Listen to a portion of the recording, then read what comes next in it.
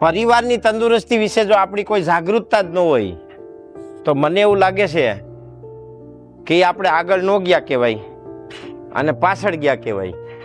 આગળ જવાનો મતલબ એવો થાય કે આપણો પરિવાર સુખી હોય, પરિવાર ભેગો રહેતો હોય, પરિવારમાં કોઈ પ્રોબ્લેમ ન હોય, પરિવારમાં કોઈ માંદું ન હોય. અને સમાજની વિડંબનાય થઈ ગઈ છે. બિચારા ખેતી કરતા હોય, છોકરાઓની હગાઈ ન થાય તો કરે શું માણસ, ક્યાં જાય? એટલે બધી બાજુથી હલવાણ્યું છે.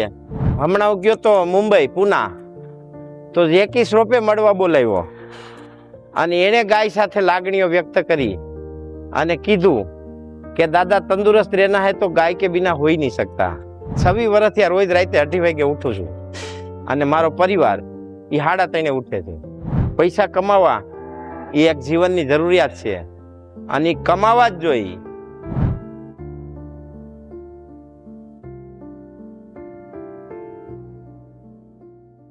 મિત્રો, ખરેખર જો આપણે ઉજળા પરિવારનું ભવિષ્ય એટલું ઉજળું બનાવવા માંગતા હોય કે આપણા પરિવારમાં કોઈ માંદું ન પડે અને આપણો પરિવાર ખૂબ સારી રીતે જીવન નિર્વાહ કરે, તંદુરસ્તીની ભાષામાં કહું છું, રૂપિયાની ભાષામાં નહીં, તો ગાય સિવાય કોઈ એવો ઓપ્શન જ નથી. અને હોય તો તમે નીચે કોમેન્ટમાં લખજો કે જે આપણને ખાવાનું ઓર્ગેનિક આપી શકે, એક ચોખ્ખા ઘી દૂધ આપી શકે, એવું કંઈ કોમ્પ્યુટર આવતું હોય તોય તમે કોમેન્ટમાં લખજો. એટલે આપણે ગમે એટલા આગળ વ્યા જાય તો એ બહુ સારી વાત છે. આગળ જવું એ કોઈ ખરાબ વાત નથી, પણ પરિવારની તંદુરસ્તી વિશે જો આપણી કોઈ જાગૃતતા જ ન હોય તો મને એવું લાગે છે કે આપણે આગળ ન ગયા કહેવાય અને પાછળ ગયા કહેવાય. કારણ કે આગળ જવું એનો અર્થ શું? એમ આગળ જવાનો મતલબ એવો થાય કે આપણો પરિવાર સુખી હોય, પરિવાર ભેગો રહેતો હોય, પરિવારમાં કોઈ પ્રોબ્લેમ ન હોય, પરિવારમાં કોઈ માંદું ન હોય. હવે એવું જીવન જીવવું હોય તો શું કરવું પડે? એવું જીવન જીવવું હોય તો મારા અનુભવ પ્રમાણે આખી દુનિયાએ હવે ગાયને સ્વીકારવાનું ચાલુ કર્યું છે. જે ભણેલા ને વધારે વીઆઈપી ને આગળ વધેલા લોકો છે ને એને. પણ આપણે હજી ગામડાના સમાજમાં, ખેડૂત સમાજમાં એક એવું વાતાવરણ છે કે ખેતી મૂકી અને આપણે ધંધામાં જવું, અને સમાજની વિડંબનાય થઈ ગઈ છે. બિચારા ખેતી કરતા હોય, છોકરાઓની હગાઈ ન થાય તો કરે શું માણસ, ક્યાં જાય? એટલે બધી બાજુથી હલવાણ્યું છે. પણ આ હલવાણિયામાંથી નીકળવું એ આપણી હાથની જવાબદારી છે. અને આપણી પાસે એક ઉજળો રસ્તો છે, ગાય, ગામડું અને ખેતી. આપણે જે વાત કરતા હોય ગાય, ગામડું અને ખેતી, તે ઘણાની હાસ્યાસ્પદ લાગતી હોય. પણ મિત્રો, હમણાં હું ગયો તો મુંબઈ, પૂના, તો જેકી શ્રોફે મળવા બોલાવ્યો અને એણે ગાય સાથે લાગણીઓ વ્યક્ત કરી અને કીધું કે દાદા તંદુરસ્ત રહેના હે તો ગાય કે બિના હોઈ નહીં શકતા.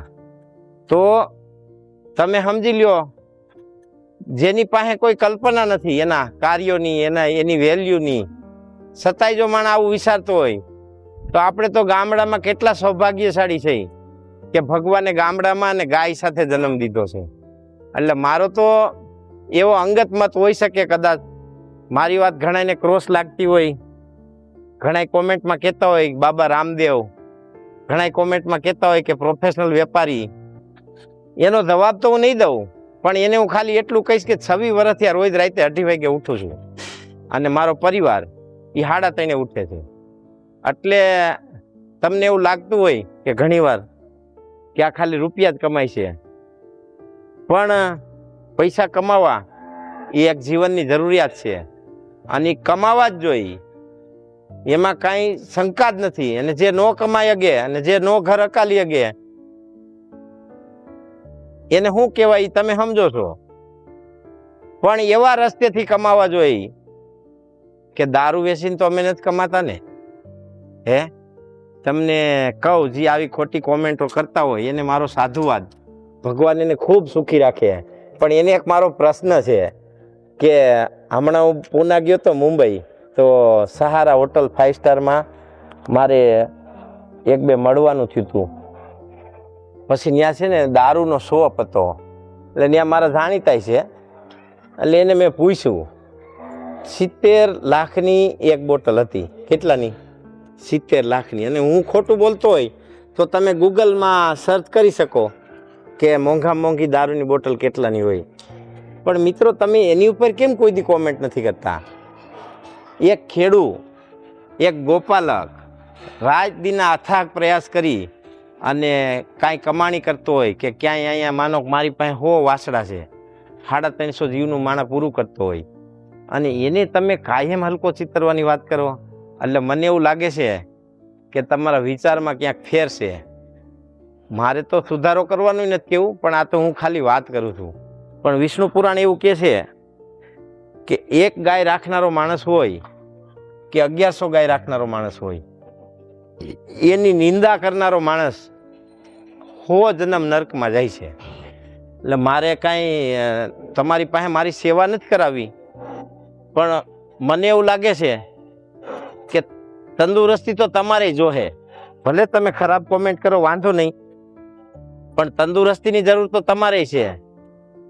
કારણ તમને ગાય જ તંદુરસ્તી દઈ શકશે, અને તમે રાખશો તો ખબર પડશે કે ગાય કેમ રહે, ગાય રાખવાથી શું થાય, શું પ્રોબ્લેમ આવે, અને કેવી રીતે મેનેજ થાય.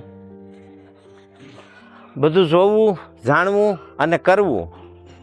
બોલવું અલગ છે, પણ કરવું બહુ અઘરું છે.